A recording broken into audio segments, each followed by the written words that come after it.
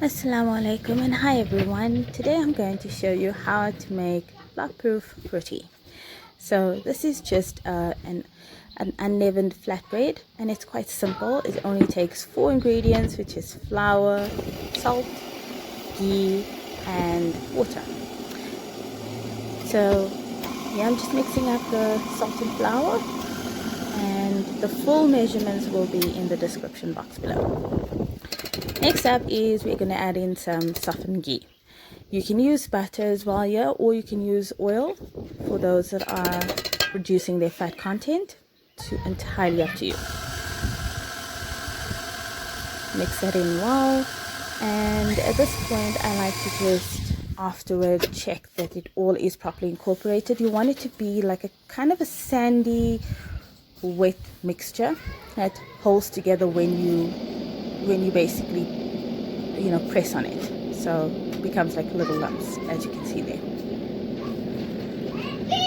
Now here's the very important part. This is where I'm going to be gradually adding in some boiling water. I'm adding a little bit at a time until I see the mixture has come together into a dough. And this is where I'm going to continuously knead it. I've just sped up the video so you don't actually see that part, but I've kneaded it for about 10 minutes. You can do this with your hand. You don't have to use a machine. I will probably do another video where I'm using my hand only, so that you have an idea how it works. So you're going to knead it out for about another 2 to 3 more minutes. And I'm just going to put some light flour on my mat. This is a silicone mat that I like to use for rolling. It stops the mat from the dough from sticking. And all I'm going to do now is just add on my first layer. So speaking about rotis, you actually have layers in your roti dough. These layers are what gives it that flakiness. So this is the first part of being able to make this layered effect. So basically all I do is I just roll it out, one big, huge, round, flat dough. And I'm just putting on some ghee, sprinkle some flour, and then I'm rolling it up into a Swiss roll. And this I'm going to leave to rest for about, you can go from about half an hour to about, say, 4 hours. You can also just completely ignore the resting part and just continuously make it from this point on. It's entirely up to you. I just like to rest it.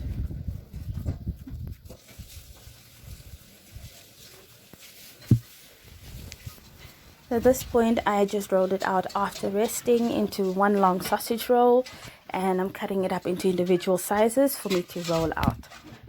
So I got 15 out of this lot of mixture that I made. And you lightly flour your surface, and we're going to roll it out. Now let me advise you on something. You don't have to make absolutely round rotis. You can do square ones, you can do funny shaped ones that look like the map of Africa. As long as, I promise you, if it is flaky, it tastes really good, it's soft, it wouldn't make a difference. So this is what I've rolled it out to now. And if you can see it, it's not paper thin, but it's not thick either. And I'm using an electric frying pan. That's my frying pan that I use. You can use a normal frying pan. Just try and get one that is non-stick and something that is kind of almost a thickish base if you can. So I'm just rolling out a few at a time to be able to do this.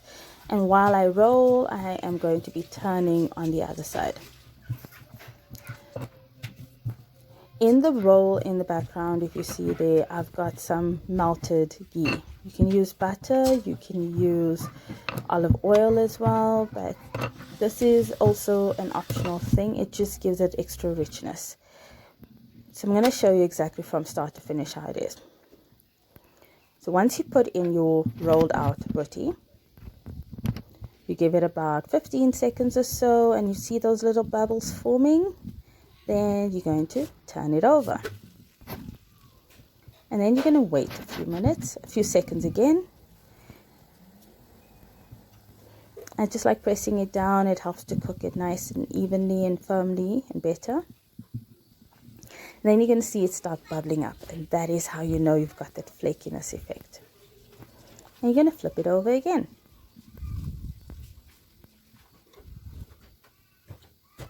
And then once you do this, you're going to add about a teaspoon of your melted butter or ghee. You can use a brush here, I just use a spoon, it's fine. And that's it. So I'm just showing you again. You'll be able to know how to fry it. Remember, this is a dry pan, as you can see there. That's the flakiness that I'm talking about. I'm going to flip it over again. Little bubbles forming.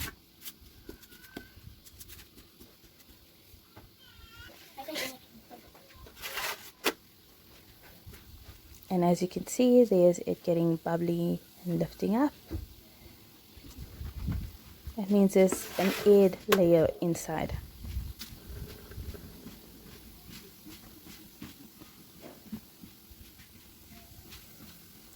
These rotis will keep you really well.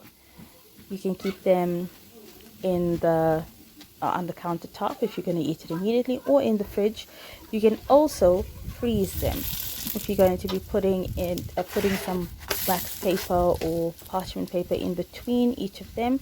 You can actually freeze them, and when you want them, you just take them out, defrost on the countertop, and then just put it on this electric frying pan or any frying pan for just a few seconds, just to wake it up again. The dough itself can also be refrigerated. So sometimes I make a huge batch of dough, say about 10 cups of it, and I'm not going to roll out each and every one of them. All I'm going to be doing is maybe making about 10 or making half the quantity, and the rest of it I'm going to be using the next day. So after you make the dough and after it's rested, after I cut it after the sausage roll, if you remember earlier, that is when at that point I just individually wrap them in some cling wrap. So as you can see, this is quite an easy, simple, basic process, and it has to puff up, and that's when you know that it's a good recipe. That's when you know that it's going to be flat. So I hope you enjoyed that tutorial. Give it a try. Let me know what you think. Bye.